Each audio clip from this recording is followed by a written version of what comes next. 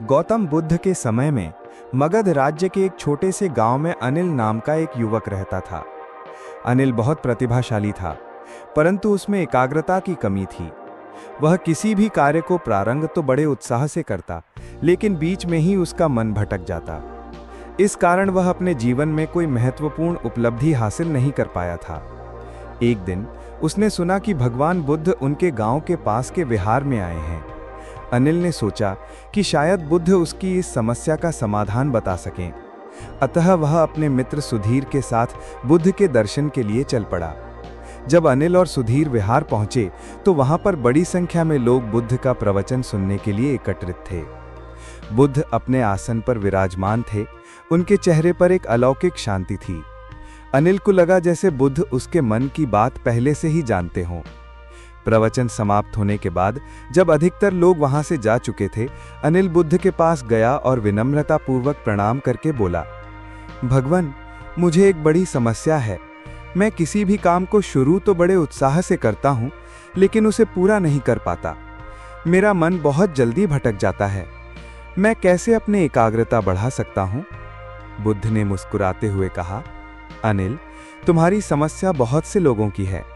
मानव मन स्वभाव से ही चंचल है, लेकिन एकाग्रता एक ऐसी कला है जिसे सीखा जा सकता है। मैं तुम्हें एक कहानी सुनाता हूं। और फिर बुद्ध ने आरंभ किया कि एक बार की बात है, एक युवा शिष्य अपने गुरु के पास गया। वह तीरंदाजी सीखना चाहता था। गुरु ने पूछा, क्या तुमने पहले कभी तीरंदाजी का अभ्यास किया है? शिष्य ने उत्तर दिया, नहीं गुरुजी, मैंने कभी नहीं किया। गुरु ने कहा, ठीक है, तब मैं तुम्हें सिखाऊंगा। उन्होंने शिष्य को एक धनुष दिया और एक तीर। उन्होंने एक पेड़ पर एक छोटा सा निशान बनाया और कहा, इसे लक्ष्य बनाओ और तीर चलाओ। शिष्य ने तीर चलाया, लेकिन वह निशान से बहुत दूर जा लगा। गुरु ने कहा, फिर से प्रयास करो। शिष्य ने बार बार प्रयास किया, लेकिन हर बार वह निशान को चूक जाता था। अंत में शिष्य ने निराश होकर कहा, गुरुजी, मुझसे ये नहीं होगा। गुरु ने शांति से कहा, तुम्हारी समस्या ये है कि तुम अपनी दृष्टि लक्ष्य पर केंद्रित नहीं कर पा रहे हो। तुम्हारा मन इधर उधर भटक रहा है। आओ, मैं तुम्हें सिखाता हूं। गुरु ने शिष्य को आंखें बंद करने के लिए कहा और बोले, अपने मन में लक्ष्य की कल्पना करो, उसे स्पष्ट देखो, अपनी सांसों पर ध्यान दो, धीरे धीरे सांस लो और छोड़ो। अब जब तुम अपनी आंखें खोलो तो सिर्फ लक्ष्य को देखो और कुछ नहीं। शिष्य ने ऐसा ही किया। इस बार जब उसने तीर चलाया तो वो निशान के बहुत करीब पहुंचा। गुरु ने कहा, देखो, तुमने प्रगति की है। अब इसी तरह रोज अभ्यास करो। शिष्य ने प्रतिदिन अभ्यास किया। धीरे धीरे उसकी एकाग्रता बढ़ने लगी। एक दिन वो सीधे निशान पर तीर मार सका। गुरु ने उसे बधाई दी और कहा, याद रखो, जीवन में सफलता का रहस्य एकाग्रता है। अनिल ने ध्यानपूर्वक ये कहानी सुनी और बोला, भगवान, मैं समझता हूं कि आप क्या कहना चाहते हैं, लेकिन मेरे लिए ऐसी एकाग्रता कैसे संभव है? मेरा मन तो पल पल में भटकता रहता है। बुद्ध ने कहा, अनिल, एकाग्रता एक अभ्यास है। मैं तुम्हें एक विधि सिखाता हूं। प्रतिदिन सुबह एक शांत स्थान पर बैठो। अपनी सांसों पर ध्यान दो। जब सांस अंदर आए तो उसे महसूस करो। जब सांस बाहर जाए तो उसे भी महसूस करो। यदि तुम्हारा मन भटके तो उसे धीरे से वापस सांसों पर लेकर आओ। शुरू में 5 मिनट के लिए ये अभ्यास करो, फिर धीरे धीरे इसे बढ़ाते जाओ। अनिल ने विनम्रतापूर्वक कहा, भगवान, मैं इसका अभ्यास करूंगा, लेकिन क्या ये सचमुच मेरी मदद करेगा? बुद्ध ने मुस्कुराकर कहा, निश्चित रूप से, लेकिन तुम्हें धैर्य रखना होगा। एकाग्रता एक दिन में नहीं आती, ये एक यात्रा है। बुद्ध ने अपनी बात जारी रखी, एक और बात अनिल, जब तुम कोई कार्य करो तो उसमें पूरी तरह से मग्न हो जाओ। चाहे वो खाना खाना हो, चलना हो या फिर किसी से बात करना हो, जो भी कर रहे हो उसमें पूरी तरह से उपस्थित रहो। यही सच्ची एकाग्रता है। अनिल के मन में अभी भी कुछ संदेह था। वो बोला, भगवान, मैं अक्सर सोचता हूं कि मुझे कितने सारे काम करने हैं। मेरे पास इतना समय नहीं है। मैं एक साथ कई काम कैसे करूं? बुद्ध ने शांति से उत्तर दिया, अनिल, एक समय में एक ही काम करो। जब तुम एक साथ कई कामों को करने की कोशिश करते हो तब तुम्हारी एकाग्रता बढ़ जाती है और तुम किसी भी काम को अच्छी तरह से नहीं कर पाते। एक प्राचीन कहावत है, जो व्यक्ति 2 खरगोशों का पीछा करता है वो एक भी नहीं पकड़ पाता। इस बात ने अनिल को गहराई से प्रभावित किया। वो समझ गया कि उसकी समस्या का मूल कारण ये था कि वो एक साथ बहुत कुछ करने की कोशिश करता था। बुद्ध ने कहा, और हाँ, एक और बात, जब तुम कोई कार्य शुरू करो तो पहले उसका उद्देश्य स्पष्ट करो। जब तुम्हारा लक्ष्य स्पष्ट होगा तब तुम्हारी एकाग्रता भी बढ़ेगी। अनिल ने सोचा, वास्तव में मेरे पास कभी भी स्पष्ट लक्ष्य नहीं रहा है। मैं बस काम करता जाता था, बिना ये सोचे कि मैं क्यों कर रहा हूं। बुद्ध ने अपनी बात जारी रखी, अनिल, एक और महत्वपूर्ण बात है, विचारों को भटकने से रोकना असंभव है। ये मानव मन का स्वभाव है, लेकिन तुम उन विचारों में खो न जाओ। विचारों को आते जाते देखो, जैसे आकाश में बादल आते जाते हैं। तुम आकाश हो, विचार बादल हैं। भगवान, क्या एकाग्रता से जीवन में सफलता मिलती है? बुद्ध ने उत्तर दिया, हाँ अनिल, एकाग्रता से ना केवल सफलता मिलती है बल्कि आंतरिक शांति भी। जब तुम्हारा मन एकाग्र होता है तब तुम्हारी क्षमताएं बढ़ जाती हैं। तुम अधिक गहराई से सोच सकते हो, अधिक स्पष्ट रूप से देख सकते हो और अधिक प्रभावी ढंग से कार्य कर सकते हो। अनिल ने विनम्रतापूर्वक पूछा, भगवान, क्या आप मुझे एकाग्रता बढ़ाने के लिए कोई अभ्यास बता सकते हैं? बुद्ध ने कहा, अवश्य, मैं तुम्हें एक साधारण लेकिन शक्तिशाली अभ्यास बताता हूं। इसे मोमबत्ती ध्यान कहते हैं। उन्होंने निर्देश दिए, एक शांत कमरे में एक मोमबत्ती जलाओ और उसे अपने सामने रखो। सीधे बैठो और अपनी दृष्टि मोमबत्ती की लौ पर केंद्रित करो। अपने विचारों को शांत होने दो। यदि तुम्हारा ध्यान भटके तो धीरे से उसे वापस मोमबत्ती की लौ पर लाओ।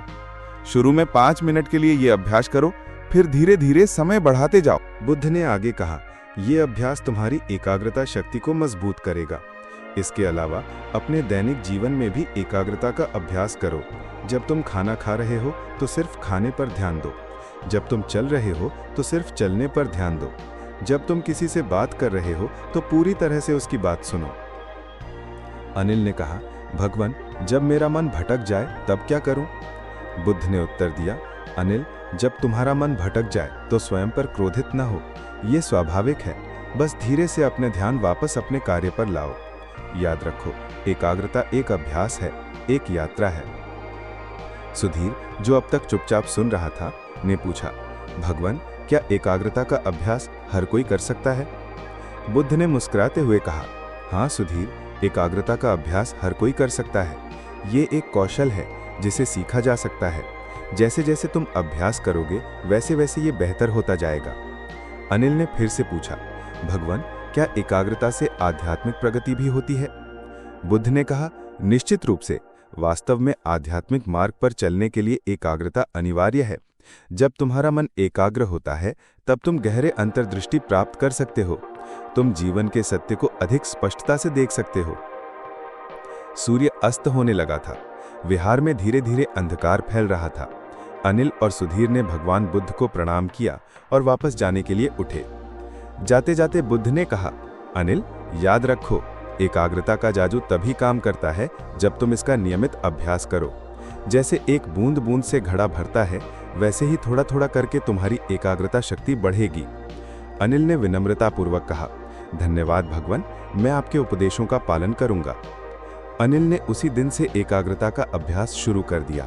प्रतिदिन सुबह वो अपने घर के पीछे एक शांत स्थान पर बैठता और अपनी सांसों पर ध्यान केंद्रित करता। शुरू में उसे बहुत कठिनाई होती। उसका मन बार बार भटक जाता, लेकिन वो धैर्य नहीं खोता। जब भी उसका मन भटकता, वो धीरे से अपना ध्यान वापस सांसों पर लेकर आता। धीरे धीरे उसकी एकाग्रता बढ़ने लगी। वो अब अपने कामों को अधिक ध्यान से करने लगा था। जब वो खेत में काम करता तो पूरी तरह से उसमें मग्न हो जाता। जब वो अपने मित्रों से बात करता तो पूरी तरह से उनकी बात सुनता। एक दिन उसके गांव में एक प्रतियोगिता आयोजित की गई। ये एक धनुर्विद्या प्रतियोगिता थी। अनिल ने भी इसमें भाग लेने का निर्णय लिया, हालांकि उसने पहले कभी धनुर्विद्या का अभ्यास नहीं किया था। प्रतियोगिता के दिन जब अनिल की बारी आई तो वो शांति से खड़ा हुआ। उसने अपनी सांस पर ध्यान केंद्रित किया। फिर उसने धनुष उठाया, निशाना साधा और तीर छोड़ दिया। सभी लोग आश्चर्यचकित रह गए। अनिल का तीर सीधे निशाने के केंद्र में जा लगा था। उसने प्रतियोगिता जीत ली। प्रतियोगिता के बाद सुधीर ने अनिल से पूछा, तुमने ये कैसे किया? तुमने तो पहले कभी धनुर्विद्या का अभ्यास नहीं किया था। अनिल ने मुस्कुराकर कहा, ये एकाग्रता का जादू है मित्र। मैंने अपना पूरा ध्यान निशाने पर केंद्रित किया था। मेरे लिए उस समय निशाना ही सब कुछ था और कुछ नहीं। अब अनिल गांव में एक सफल व्यक्ति बन गया था। उसने खेती में नए नए प्रयोग किए और उनमें सफलता प्राप्त की। उसने गांव के युवाओं को भी एकाग्रता का महत्व समझाया। एक दिन अनिल ने सुधीर से कहा, मित्र, मैं फिर से भगवान बुद्ध के दर्शन करना चाहता हूँ। मैं उन्हें धन्यवाद देना चाहता हूँ। सुधीर ने कहा, हाँ चलो चलते हैं। वे दोनों फिर से उसी विहार में गए जहाँ उन्होंने पहली बार बुद्ध के दर्शन किए थे। वहां पहुंचकर उन्होंने देखा कि बुद्ध वहीं विराजमान थे, वैसे ही शांत, वैसे ही प्रकाशमान। अनिल ने बुद्ध को प्रणाम किया और कहा, भगवान, आपके उपदेशों ने मेरा जीवन बदल दिया है। एकाग्रता के अभ्यास से मैंने न केवल बाहरी सफलता प्राप्त की है, बल्कि आंतरिक शांति भी। बुद्ध ने मुस्कुराते हुए कहा, अनिल, तुमने अपने भीतर का जादू खोज लिया है, एकाग्रता का जादू। याद रखो, ये जादू हमेशा तुम्हारे भीतर था, तुमने बस इसे जगा दिया है। अनिल ने पूछा, भगवान, क्या मैं अब और अधिक गहरी एकाग्रता प्राप्त कर सकता हूँ? बुद्ध ने कहा, हाँ अनिल, एकाग्रता की कोई सीमा नहीं है। तुम जितना अधिक अभ्यास करोगे, उतनी ही गहरी एकाग्रता प्राप्त करोगे। अब तुम अपनी एकाग्रता शक्ति का उपयोग दूसरों की सहायता के लिए भी कर सकते हो। अनिल वापस अपने गांव लौटा और उसने एक पाठशाला शुरू की जहां वो बच्चों को एकाग्रता का अभ्यास सिखाता था। धीरे धीरे उसके गांव के लोगों का जीवन भी बदलने लगा। एक दिन एक बूढ़ा व्यक्ति अनिल के पास आया और बोला, अनिल, मैंने तुम्हारे बारे में बहुत कुछ सुना है। क्या तुम मुझे भी एकाग्रता का अभ्यास सिखा सकते हो? अनिल ने मुस्कुराकर कहा, अवश्य। एकाग्रता का जादू सभी के लिए है। और इस तरह एकाग्रता का जादू एक व्यक्ति से दूसरे व्यक्ति तक, एक पीढ़ी से दूसरी पीढ़ी तक फैलता गया। अनिल की कहानी एक प्रेरणा बन गई, एक ज्योति जो लोगों को अपने भीतर का जादू खोजने की प्रेरणा देती थी। आज भी जब कोई व्यक्ति अपनी एकाग्रता खो देता है तो उसे अनिल की कहानी याद आती है और वो फिर से अपने लक्ष्य पर ध्यान केंद्रित करने का प्रयास करता है।